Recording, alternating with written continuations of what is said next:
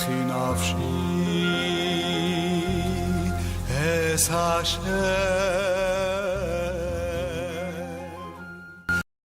Today on page 59, some word of introduction. The Torah law is prohibited to carry a burden from one domain to another on Shabbat.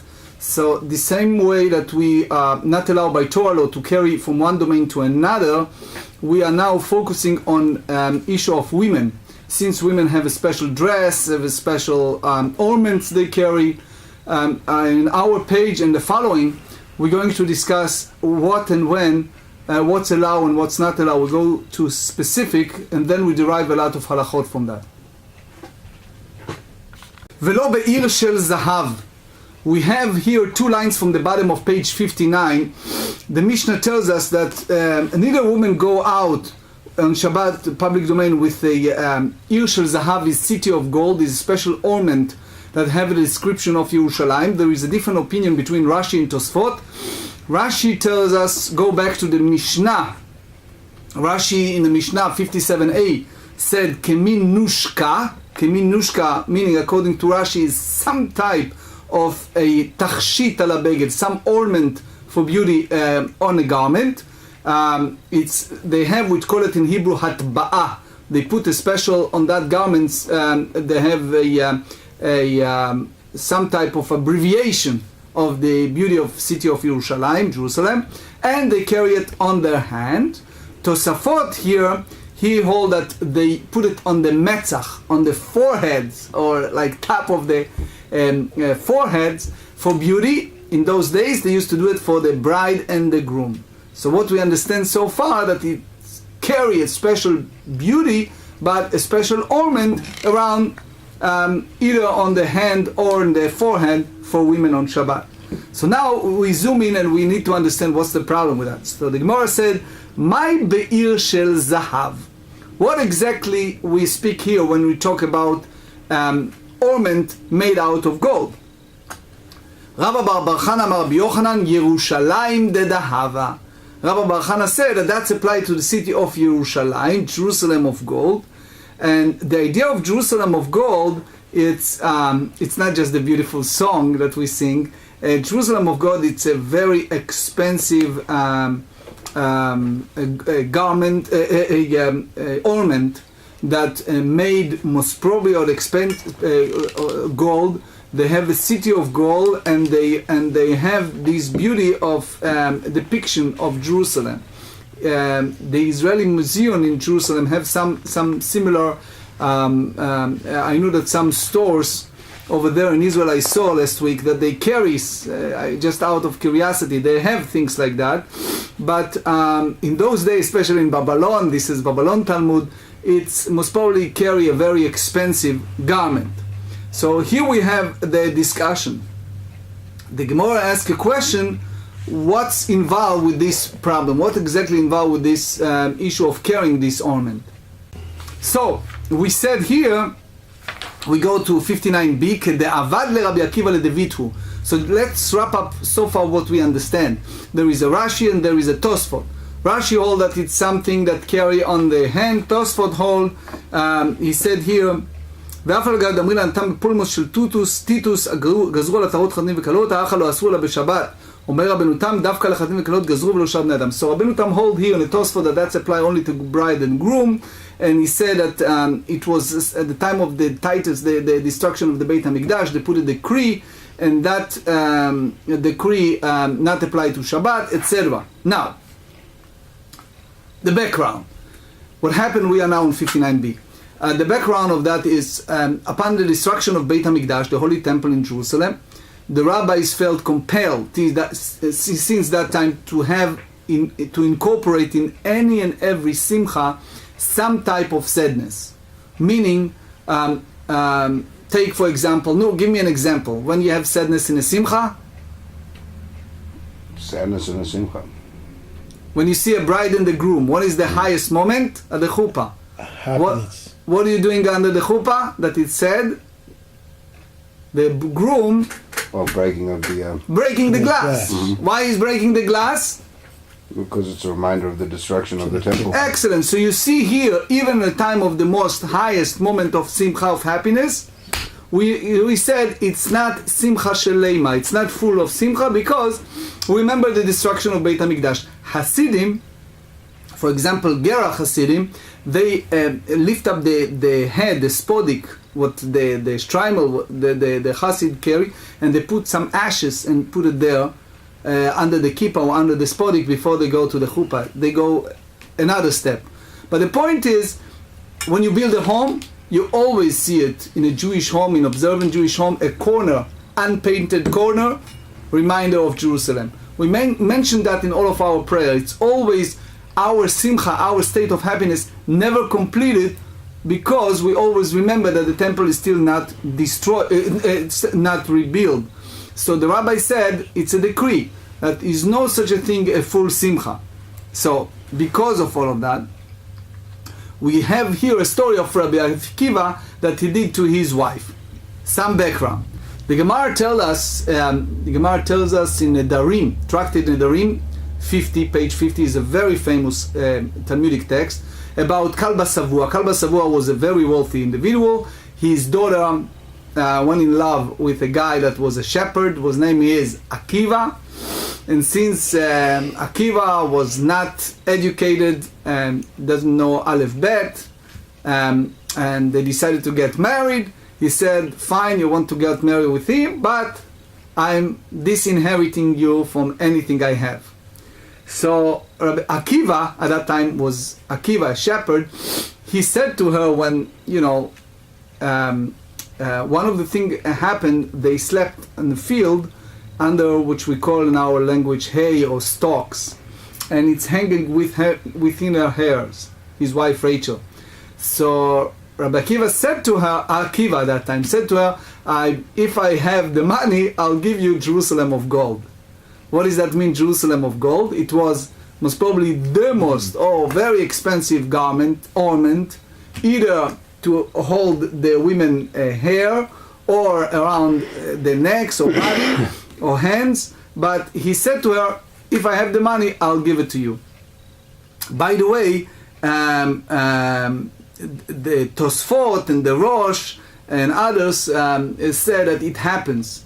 Many years later, she sent him to learn with the little students, and he learned Aleph Bet, and they make fun of him, and then he grew up, and he has 12 years and another 12 years, 24 years of study. He became great Rabbi Akiva, and he have many thousands of students. And the story goes that his father-in-law changed his mind, and he gave him a part or whole or whatever the version is, or half of his wealth. And then, according to those sources, he even gave Rachel what he promised originally, and he gave her Jerusalem of gold. Mm-hmm. So why are we saying all these stories? It's because it's very expensive garment. Now, trace back our discussion pages back. What is our problem? Our problem is that women carry these type of things, and they are so proud of it, and they're so happy with that, so they put it out on Shabbos, on Shabbat, and they show off to their friends. Look what I have, look what my husband gave me, look what... And the problem is they carry it for cubit in a public domain, which is forbidden by the Torah. Clear? Mm-hmm. Now, so here we said, what's the problem? The problem is that under the category of a garment? What does that mean, garment? You have to wear a shirt, correct? You have to wear a suit, you have to wear a tie, okay? So tie and suit is not considering a ornament, even it can be a beautiful thing, okay? Eyeglasses, not considering garment. Now the question is that part of her clothing, part almost like her body? Or this is something an extra for beauty that the women carried, and because it's extra beauty and we're afraid that she's putting it out to show it to her friend, then it's something that's forbidden to go to Shabbos. You see the discussion here. So Tanu Rabbanan, the rabbis tells us, Lo tetzei isha be'ir shel zahav, a woman should not go out with ir shel zahav, Jerusalem of gold.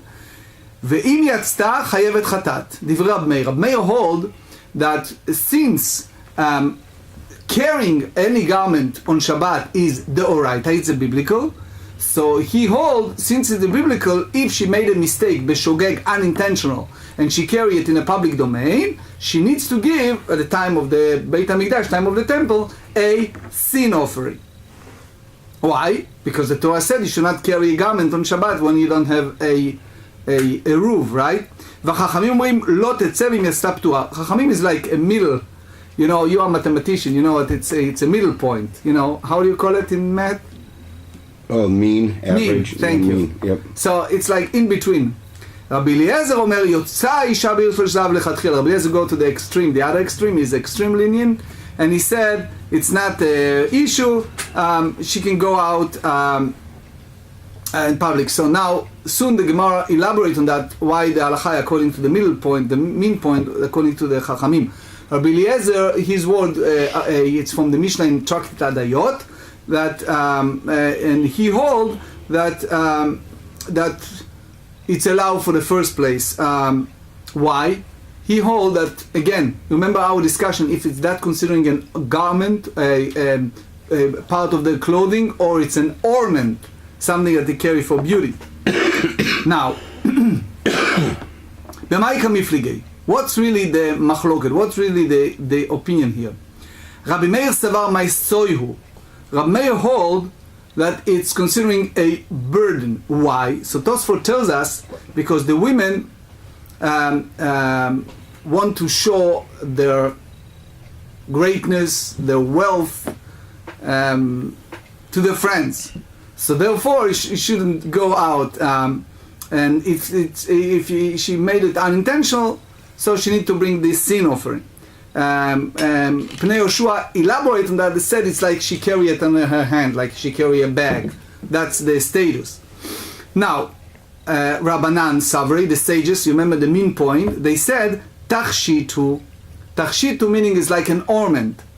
Okay, so tachshit, the sage showed that it's like it's like clothing, like a garment. So if it's garment, you can go in a public domain.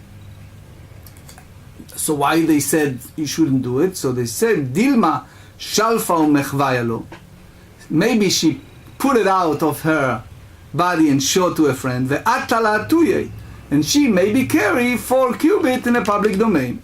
Rabbi Eliezer savar, Rabbi Eliezer hold. Man דרכה למיפק בעיר של זהב. אישה חשובה, ואישה חשובה לו משלפה ומחרביה. He says, come on. How many rich ladies carry these expensive garments on themselves?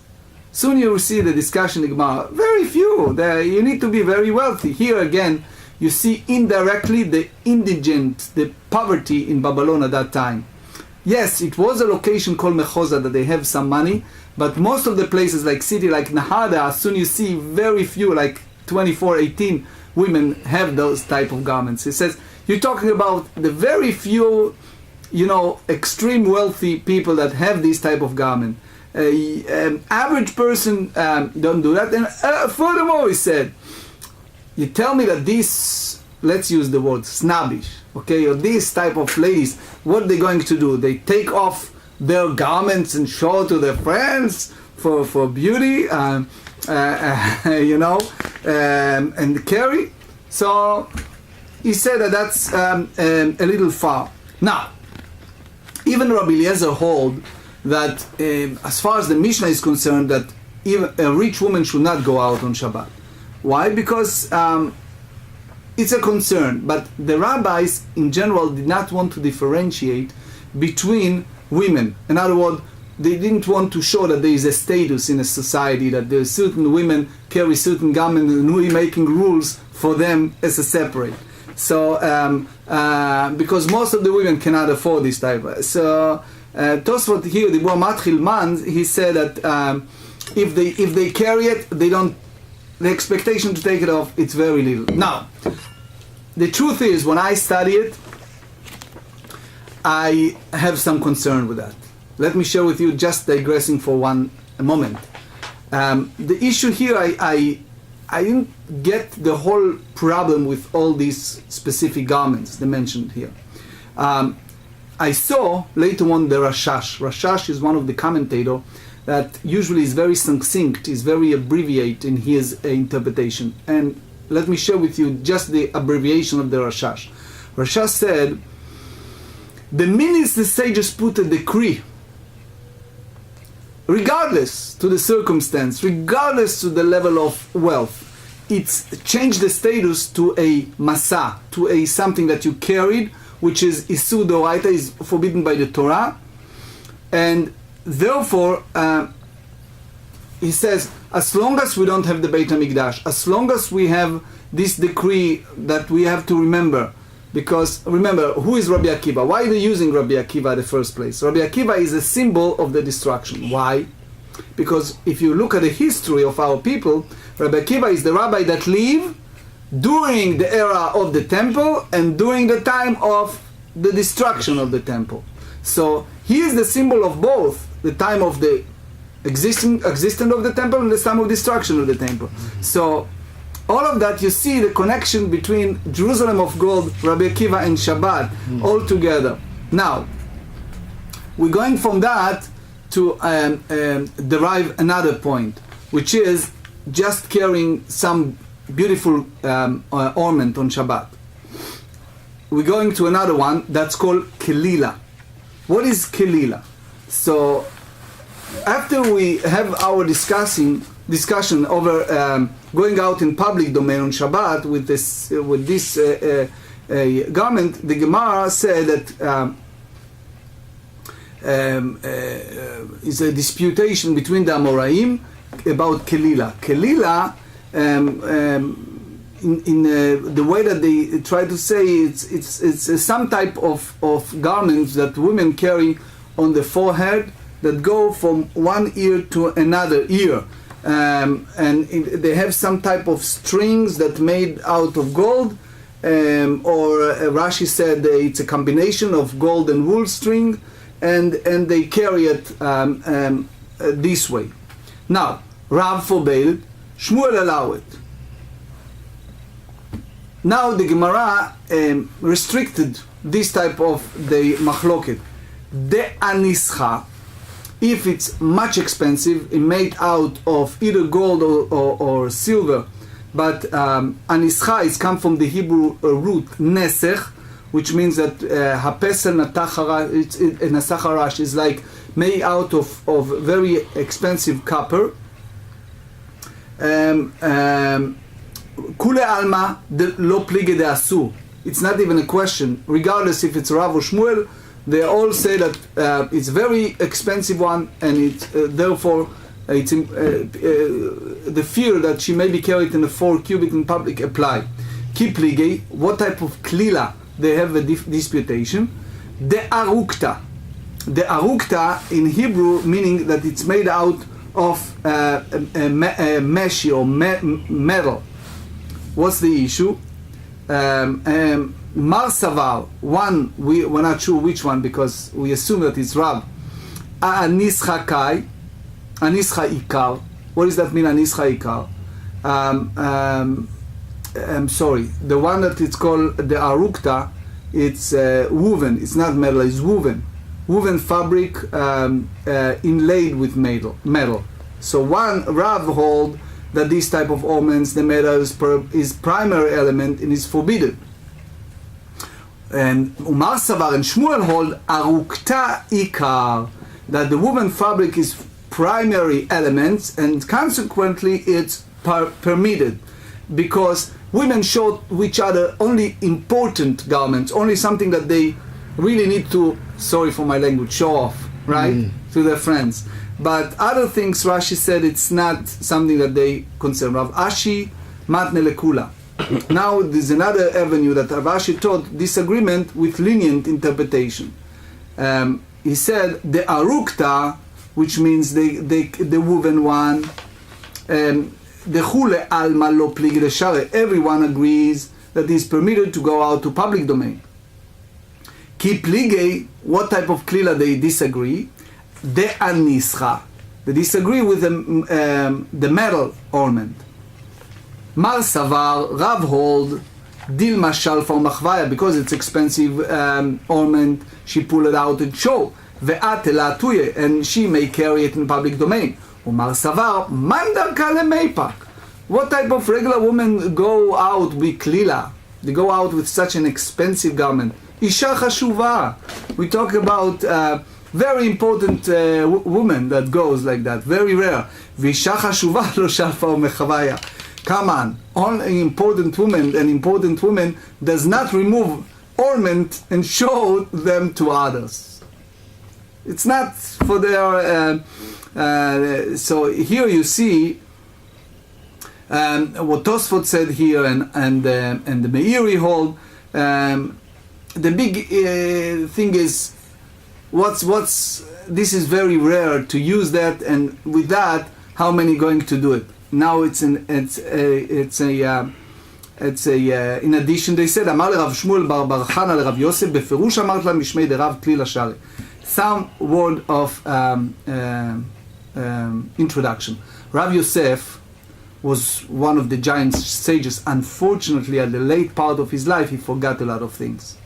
And because they forgot, Rashi said that his students from time to time remind him what he taught earlier. So they said, you told us clearly that klila is permitted to go out in public domain on Shabbat. So what we wrap up, what we see here so far. You see here that let me share with you Shulchan Aruch. That's the best. So you see it in the practical. Later you see the halacha, but you see in the word by word in Shulchan Aruch. Shin Gimel 303. Number 5. Shin Gimel Seif Hey. Klila. והוא תכשיט שמניחתו על פת דחתה.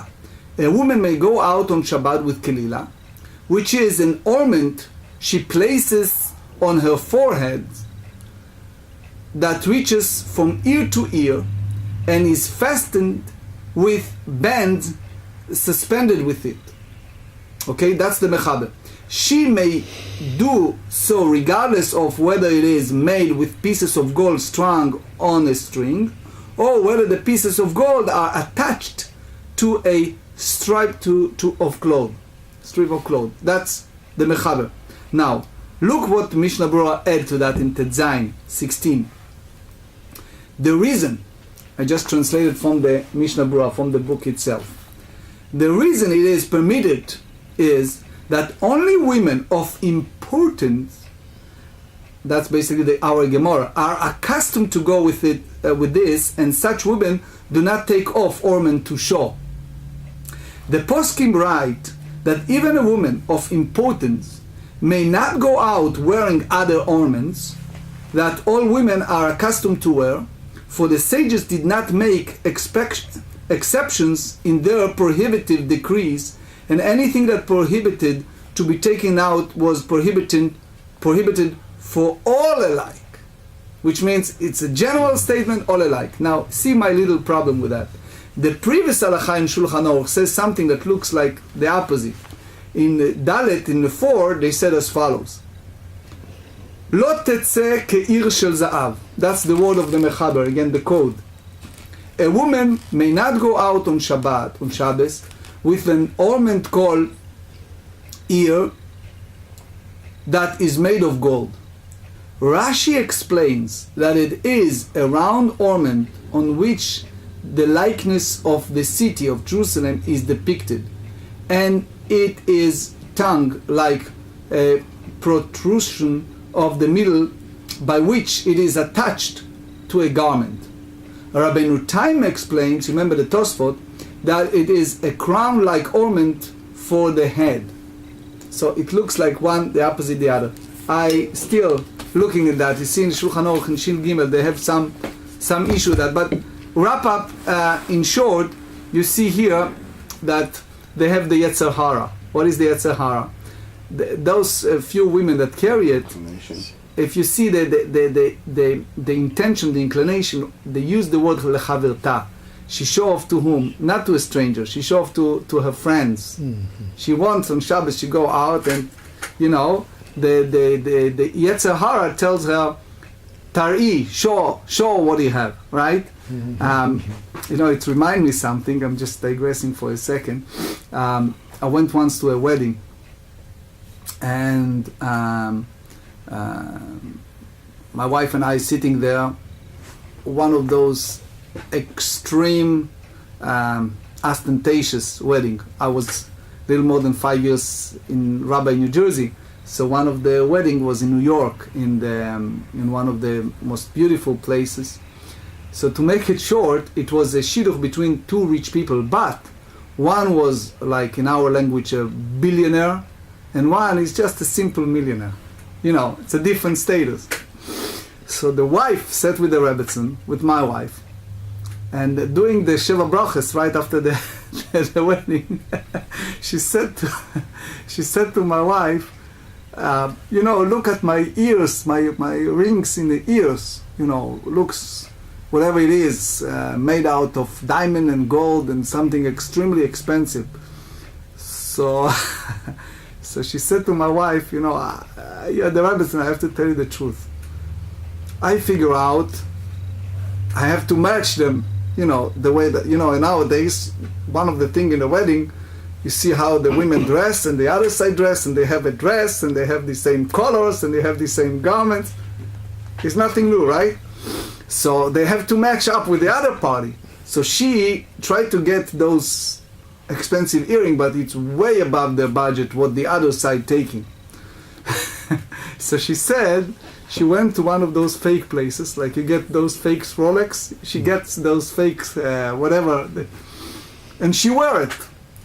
Now the thing is, even people who are specialty in this, as long as you not pull it out and check it in whatever it is in the lab, in a machine, you don't recognize the difference. So she said to my wife, you know, in nowadays, maybe in the time of the Talmud, people wore this thing, but in nowadays, most of the people put it in the safe, you know, a big secret safe, and they're wearing the fake one most of the time. But she wore it, and because she wore it, you know, it was the show-off wedding, you know, each party wants to show. So she matched with the other side with this expensive earring. Anyway, so in regard to Kelila, Amru le-Rav, so the sages said to the Rav, Ata gavra rabba aricha lenahardea, umatla vedarash Kelila shari. There's a man that is a very tall, again here in the language of the rabbis, it means that he is a super giant in the Talmud, and he's also limping in his leg. He came and he delivered a talk, and he said, Kelila, this type of ornament, it's allowed to carry the Shabbat. So Rav heard that. Now again he is jumping to another conclusion. Rav, the great sage, said, Man gavra rabba aricha ditla, Levi. Who is this great rabbi that come here to Nahardea? It has to be Levi. Why it has to be Levi?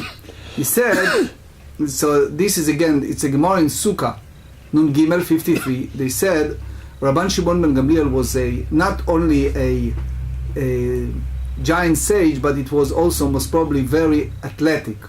So he wants to show the students always, he bowed down when they bow down in a temple, he bowed down in such a fashion that without bending in his knees, he can put his head down on the floor, you know, like they do it in the fancy yoga, those who are capable, you know, full body to the ground, the head to the ground. So it turns that Levi, when he met Rebbe, he tried to show him how the previous one, Rabban Shimon ben Gamliel, the head of the community, used to do it. So he tried to do the same, and he hurt himself. And because of that, he has a serious, very sincere intent to teach how Rabban Shimon ben Gamliel used to do it in the temple. But because he wasn't in that capability, so he hurt himself, and because of that, he became, you know, incapable. He was limping on his leg.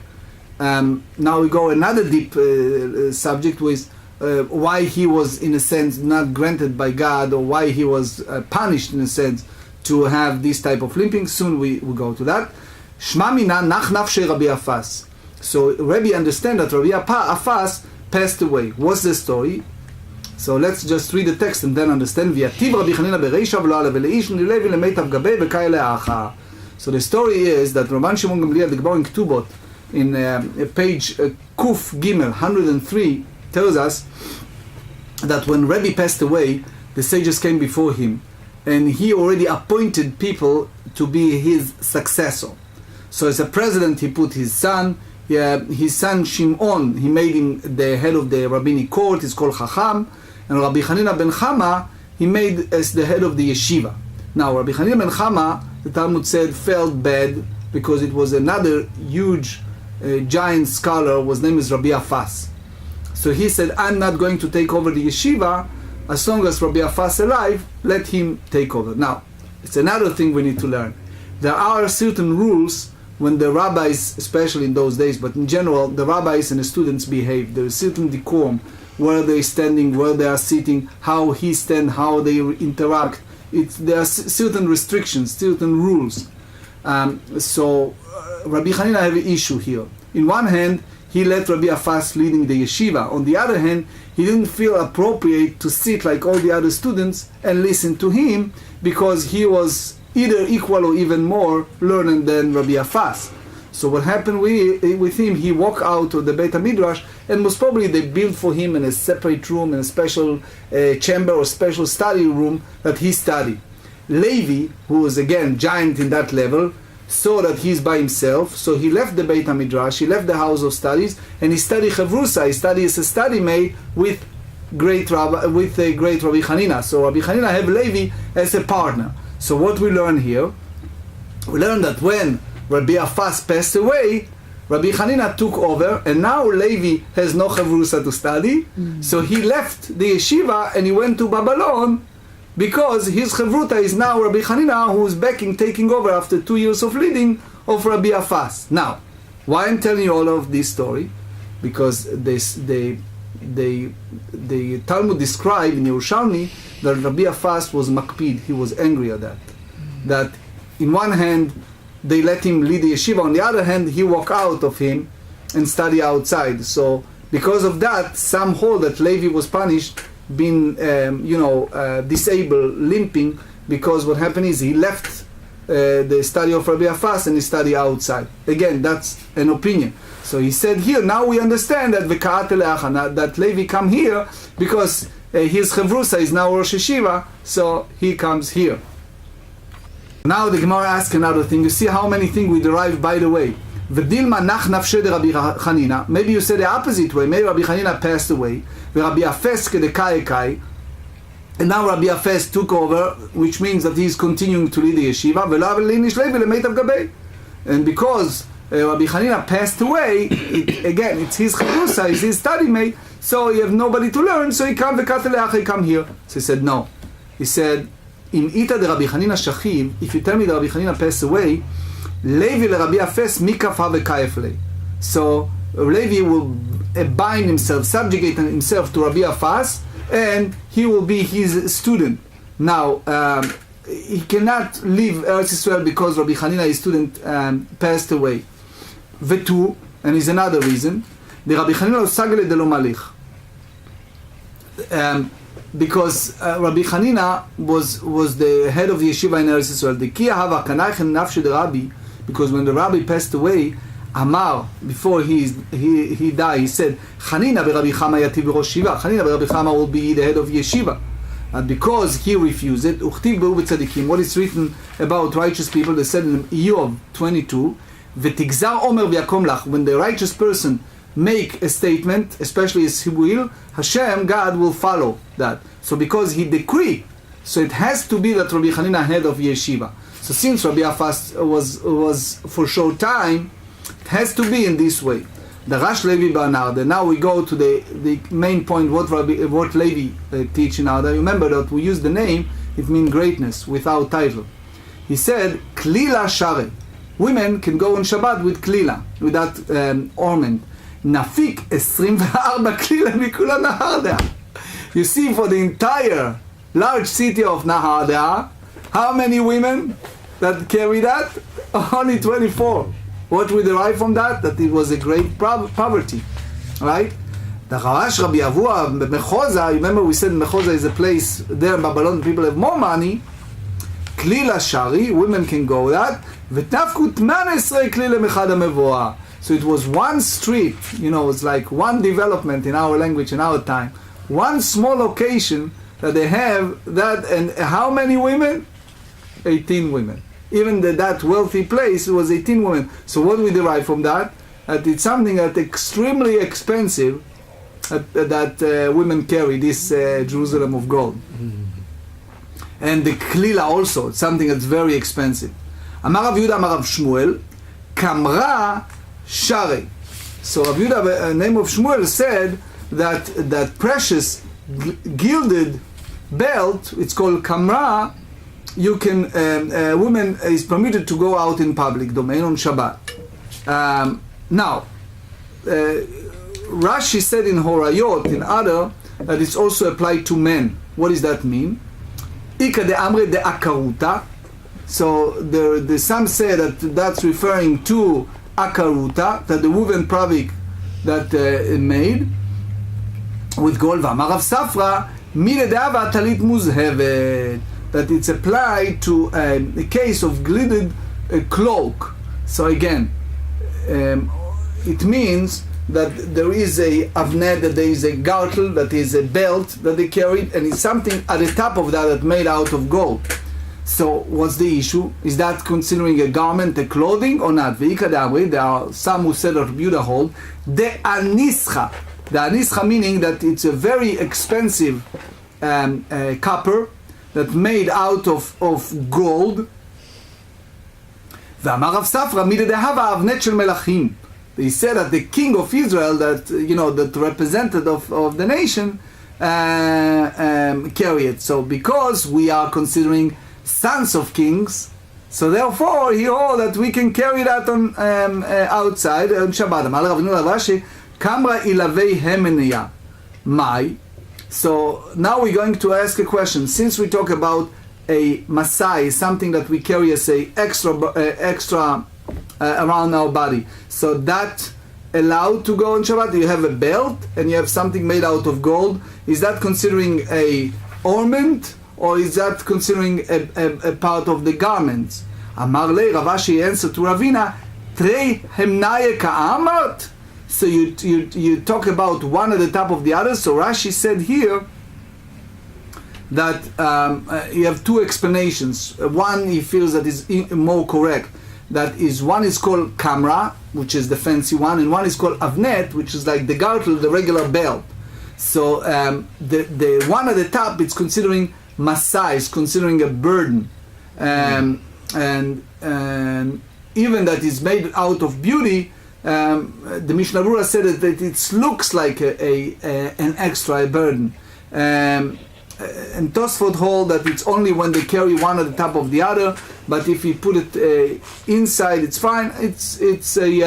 I'm not going there because it's a long subject. What happens if it's a fire on Shabbat and need to carry it? I'm not going there. I just tell you in general, it's one at the top of the other. Amar Rav Ashi, Hai Rasuka.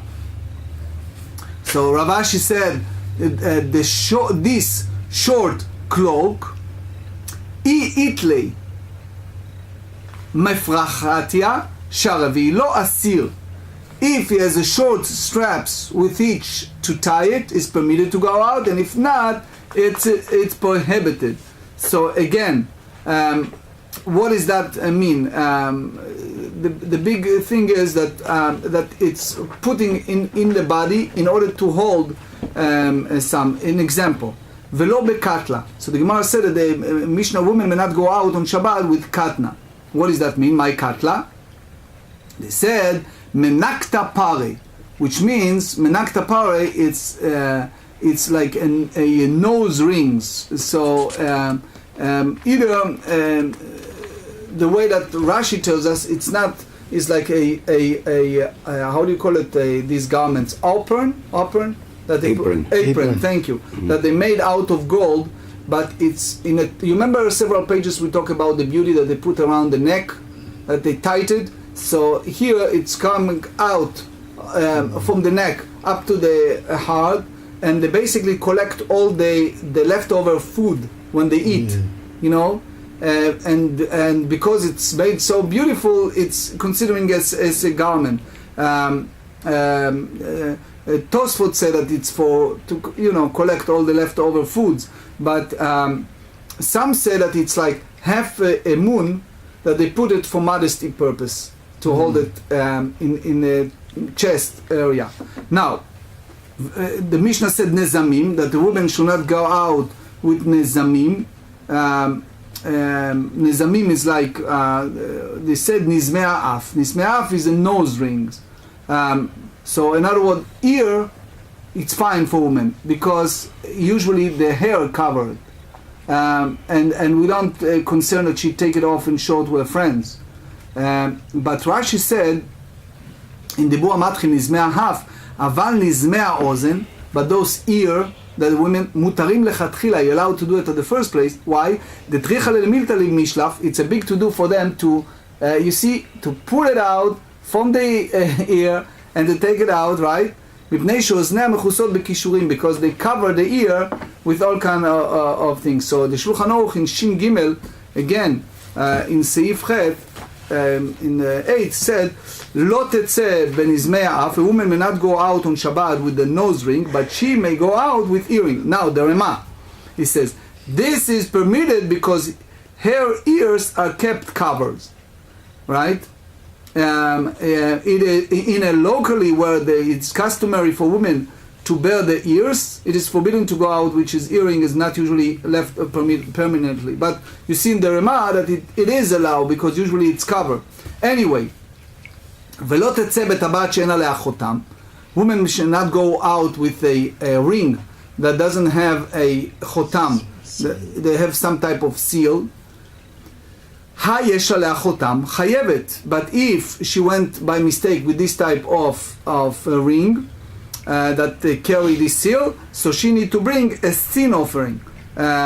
So again, we are talking about two different things. One, if it's considering a burden, and second, if she put it out to show. Alma lav tachshitu. You see from here that it's not considering a fancy ornament. Veraminu, we ask from the Mishnah in Kelim, tachshite nashim tmeot. The women garments become impure and recipient of impurity. Velun tachshite nashim. What type of ornament for women? Kat laot unezamim v'tabaot, which is bibs, earrings and rings, and v'tabaat ben she'el lachotam and she'el lachotam v'nizmei ha'af, and ring whatever the seal or does not have a seal, and a nose ring. So they said here that's basically the opposite of the Mishnah, because the Mishnah said that it's not considering a tachshit and ornament. So Ma'amar Rabbi Zera lo kashya. Rabbi Nechemia Rabbanan. Now we enter the Nudomei, the Machloke, the dispute between Rabbi Nechemia and Rabbanan. He said this ruling of our Mishnah, which distinguishing between the ring and the seal, and the ring without seal, it's according to Nechemia, that ruling the Mishnah in Tractate Kelim, that's distinguishing between rings. It's according to the Rabbanan, the rabbis. So they said here, Rashi said, that the big machloket here is what is the definition of tachshit, what is the definition of a beautiful ornament. Something that if you tell me either is a tabat, a ring, or chotam, the beautiful seal on this, what is more important? If you tell me the chotam, so it's considering a burden, it's not tachshit. If you tell me that is the tabat, the ring, so it's so even the chotam, even a seal is considering a tachshit. The Tanya, he shel matechet v'chotama almog tmea. He shel almog v'chotama shel matechet tehora. We taught in the Braita that if the made of metal and its seal was made of coral, it's become ritually impure because the primary component of the ring is metal, a material that can become ritually impure. If the ring was made of coral and its seal is metal, it's ritually pure and cannot become ritually impure. Now Rabbi Nechemia metameh. Rabbi Nechemia is more strict and he deems ritually impure. שהרב נחמיה אומר בטבעת הלך אחר חותמה בעול הלך אחר סמלו נב. He said with regard with ring you follow the seal, with regard of yoke of an animal follow its rods, which means rods are placed on the yoke to fasten it to an animal, and the component material of the rods determines whether or not the entire yoke can become ritually impure. So now we're on the 68, the top of the page. Bekolav halech achar masmerotav. With the hanging board follow its nails, which means that the object hang. Besulam, with the ladder, follow its rings. Be'arsa, with a large scale. הלך אחר שלשלותיו, follow its chain, and its knot is base plates. וחכמים הכל הולך אחר המעמיד. The rabbi said, regard to all of these vessels, everything followed support. So the whole issue of a component of the vessels, that's the clear point. When you have those type of measurement, you look at the large scale, you see both sides, you see that if the component, the Rabbi Nehemiah said that even with the ring and the seal, without the seal constitute a primarily function of the ring. The rabbis hold, with regard to halachot of ritual impurity, that the essential part of the ring is the ring itself, not the seal. So therefore, they permit go out into public domain on Shabbat, even with the ring that has a seal. Rav Amar, that's again in the Tractate Kelim, the contradiction case resolved in another manner. Litzdadim katane, which means the regard to two type of ring in two different circumstances. יש עליה חותם תכשידי איש, אין עליה חותם תכשידי אישה. The ring that has a seal on it become impure because it's a man ornament. The ring that does not have a seal, it's can become ritually impure because it's a woman ornament. So it's a big diyun barishonim, it's a big discussion among the rishonim if it's what considering a man ornament, especially in those days. We don't have the time. The third explanation, Rav Nachman bar Yitzchak amar tum'a השבת karamit. He said, are you raising a contradiction from the halachot of ritual impurity to the halachot of Shabbat? That's two different things, ritual impurity and Shabbat. Tum'a kli ma'aseh amar Rachmana, the Torah said in the book of Bamidbar, Numbers 31. So they said the ritual impurity, they said all vessels which will labor is done. And the ring, basically, uchliu Shabbat. So the ring with the seal is a vessel, Shabbat, the Torah state that is prohibited. Amar Rachmana, that's prohibited. En alei chotam tachshit, יש לה chotam masui.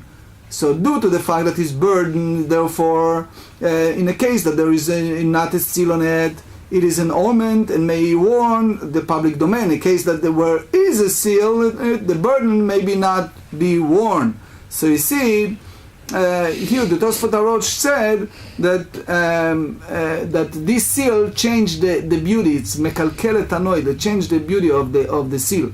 Now let's finish this shiur with the last part. ולא במחט שאינה נקובה, they learn in the Mishnah, nor with a needle that it's not perforated, which means that if she went out, she's not obligated to sin offering lemay chazia.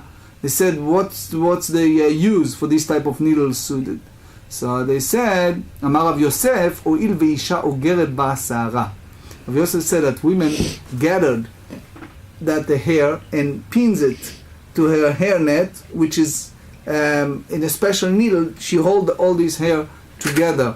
In Israeli and Hebrew, Rashi said he is like holding the cuckoo, all this hair together, right? So because she hold her hair in that way, it's considering part of her garment, but it's not a burden. So you see again, the big question is if it's a beauty or a burden. Amar le Abaye respond to Rav Yosef, v'teheve kevirit Torah v'tishterei. So maybe it's considering like a birit, be a ritual impure gathered together and consecratedly be permitted. So what does that mean, birit? So women sometimes have a fear that their sacks, will fall down. So they have a special a ring that they hold it tight up in order not to fall down. So that's called birit. So Garter. They said, what? Garter, thank you. Mm-hmm. So that type of birit, maybe said that allow. Targema Rav Ada Narsha Kamed Rav Yosef, Rav Ada from the city of Narsha explained before Rav Yosef, Ho'il ve'isha choleket basara, since a woman parts her hair with it, so therefore she made, we call it in Hebrew shvil, she made it, in between, she have the line in between to hold a hair garment. So they said, "B'Shabbat lemay chazia." What do you use it on Shabbat? So they said, "Amarava tas shel zahav yesh al rosha." There is a gold plate on the other end of the needle. So what happened is, "Bachol choleket basara." So during the week, she used to use it as part of her hair. B'Shabbat manicha keneged padachta. On Shabbat, she inserts the needles into her head, covering and lays the gold plate against her forehead for the ornament purposes. So again, the fear here that she carried the rabbin. So the 2 point here on the Tosfot is he said, what's the issue? Basa, it's a burden, or you tell me that she split her hair? Tosfot have some issues with that. But that's basically the subject of today. Now let's go to the practical halachot. Several halachot we learn today. First is the kelila. Kelila is a tachshit, is a garment. So the Rambam in Hilchot Shabbat, chapter 19 said, in the same Shulchan Aruch Shin Gimel that we read several times today, it is permitted to go out on Shabbat with the ornament called kelila, whether it's made exclusively of fabric or whether it is invalid with precious metal. The halacha is in accordance with the opinion of Rav Ashi, and Rav and Levi also permit to doing it.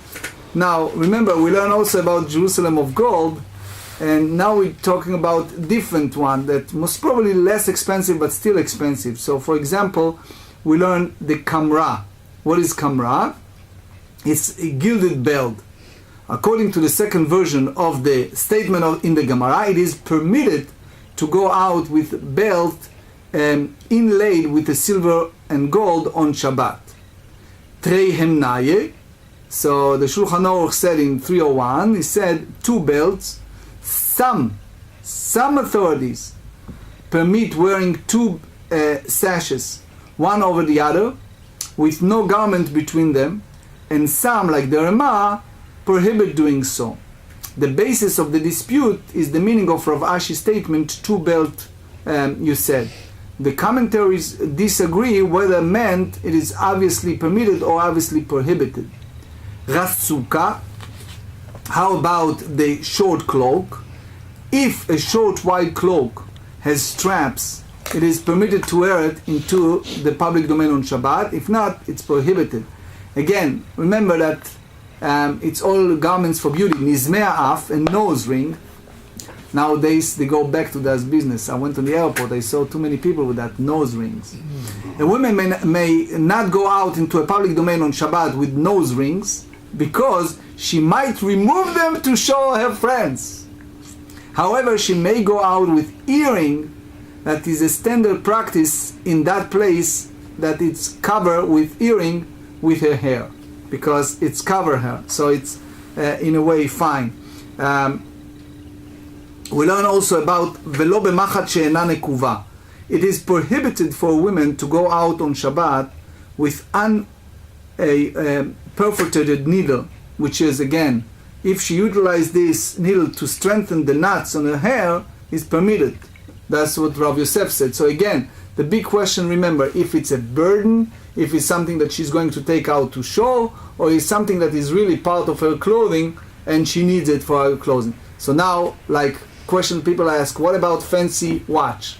If you have a Rolex that costs you, what is it, 15 grand, right? So is that beged, is part of your garments, or it's considered something that you're wearing as a beauty ornament, and it's not part of your, clothing garments? We'll discuss that tomorrow.